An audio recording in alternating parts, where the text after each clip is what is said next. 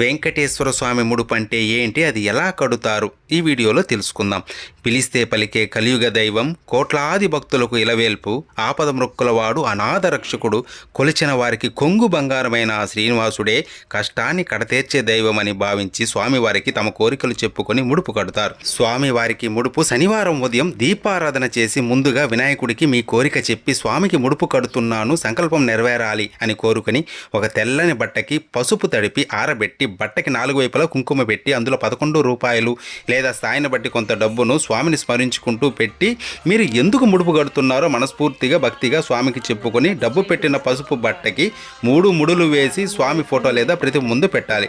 కోరిక తీరాక ముడుపుతో దర్శనానికి వస్తానని ముందే స్వామికి మాట ఇవ్వాలి. స్వామి అష్టోత్తరం గోవిందనామాలు ప్రతిరోజు చదువుకోవాలి. కోరిన కోరిక తీరిన తర్వాత స్వామి దర్శనం చేసుకొని ముడుపుతో పాటు కొద్దిగా వడ్డీని కూడా కలిపి స్వామిని తలుచుకుని ఉండిలో వెయ్యాలి.